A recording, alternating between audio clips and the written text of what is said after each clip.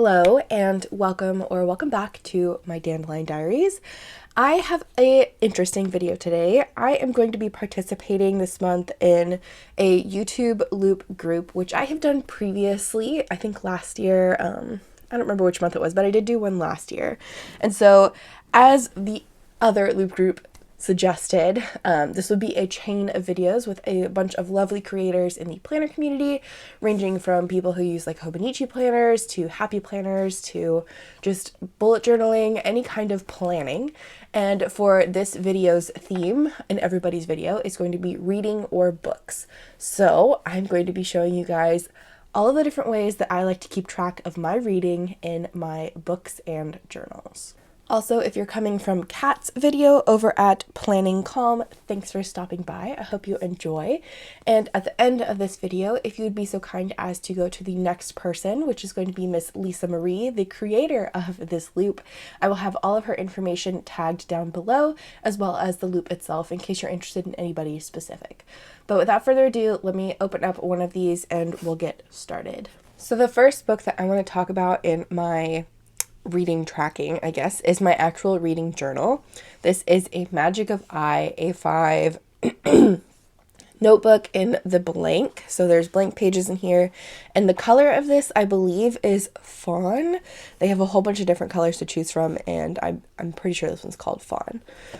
What I have done in this journal is primarily just taken a photo of the book itself that I read, rated it with 5 stars, and then have a little bit of information about the author, the book itself, and then my notes. So all of these are books that I read back in 2023, and then I also started adding the books that I'm reading in 2024. What I like to do this with is I can see the cover of the book that I was reading. I have title, author, if it's in a series, which book number it's in. I can see which rating I gave it. And then I also have information on the author, like where they grew up or what they're known for. Like Diana Gabaldon, who wrote Outlander, was originally in marine biology and zoology, which is really cool because who would have thought that doing something like that, you'd go into writing a history romance novel. I don't know, but it's really interesting. I also like to write down the number of pages each book has. Even if it's an audiobook, I'll still write down the page number so that way I can reference how many pages I'm technically reading at a time.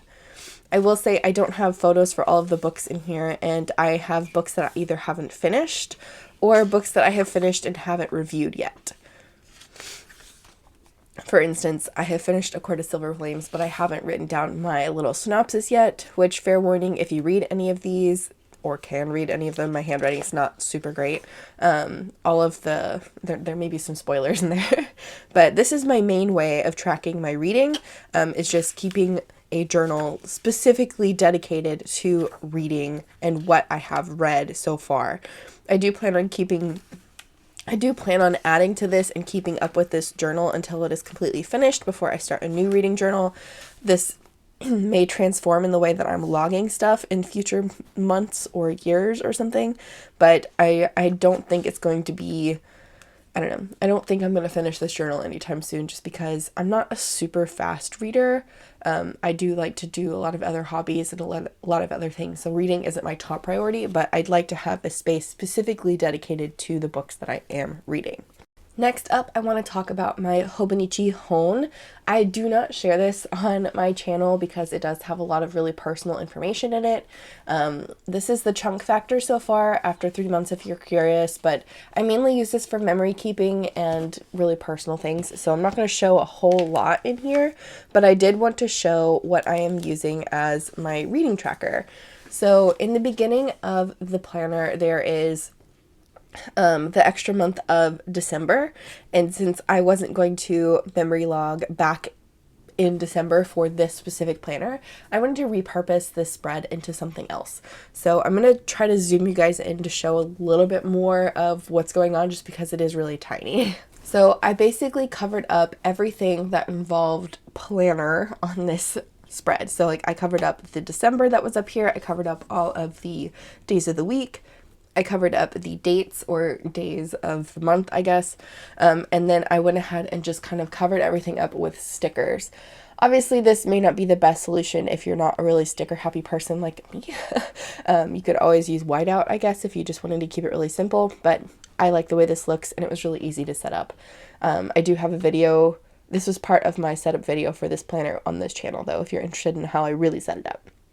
But I'm really enjoying tracking my reading for the books this year by just having one square dedicated to each book.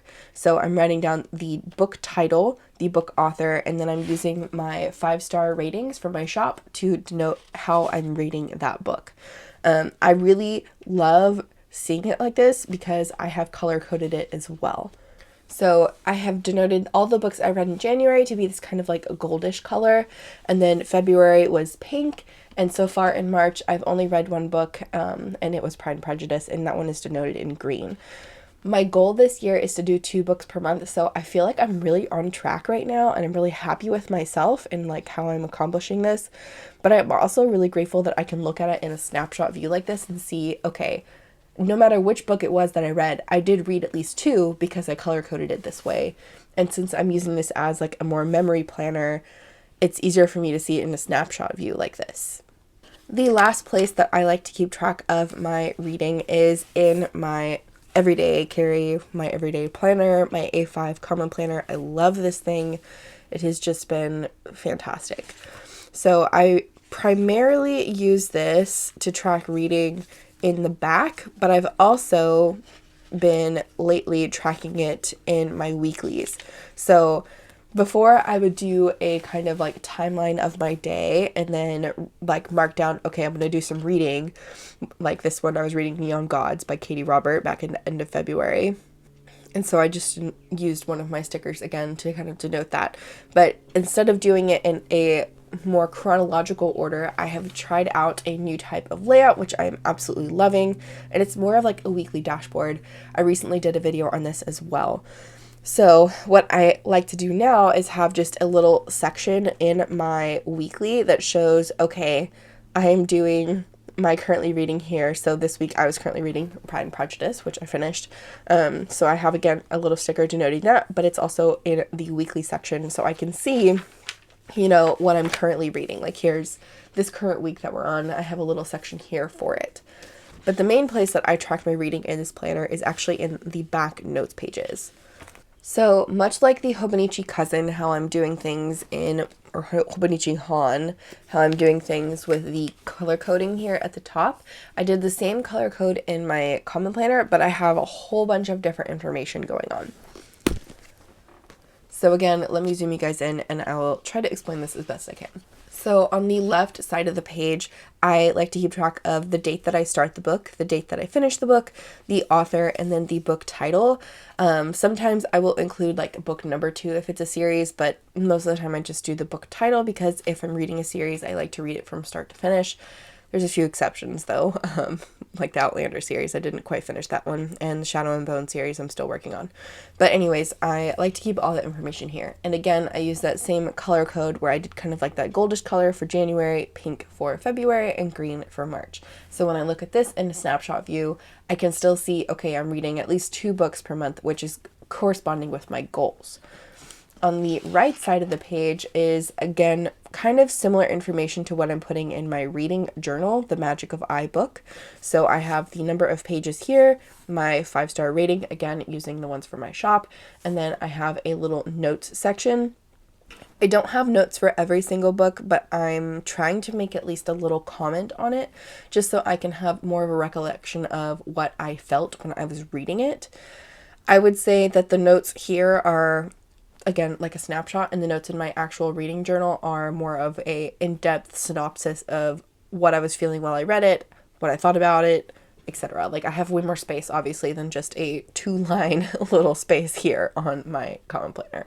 Overall though, I really am enjoying seeing this in kind of a snapshot view, and I like having it in my everyday planner because I can mark everything down here and then when I have time go back into my reading journal and update it when I have time, which is why so many of those pages are blank, because I honestly just haven't had time to update everything about it. But it's really easy for me to recollect, so I just pull the book out, flip through it again if I need to, and make some notes about how I was feeling. All this to say, I have 3 different places that I like to keep track of my reading, and I'm perfectly okay with having 3 different places to track it. I really just wanted to make this video to kind of showcase there are many different ways to keep track of reading. If reading is something you like to do as a hobby or something you're trying to make a goal towards, just having a list-like format, a grid-like format, or even just kind of a little journal entry even about your book or whatever you're reading, I think is a really cool way to just have something noted down about what it is you're consuming. You could easily do something like this with movies or TV shows if you're more of a movie watcher or TV show watcher, or even podcasts, audiobooks, any kind of media that you're consuming. I think having it in a little tracker type format is always really fun to see. So that way you can look at 1, how much you're consuming, 2, if you're really interested in what it is you're consuming, or 3, just having some kind of log in general to look back on from the future to the past. Overall, though, I want to thank you so much for watching, for joining me here today. If you would like to continue these videos about reading and books in the Loop group, I will go ahead and tag creative 𝗬𝘃𝗵𝗏 down in the comments. She will have her video coming up next in our loop, and I wish you all a great rest of your day, and I will see you guys in the next one. Bye.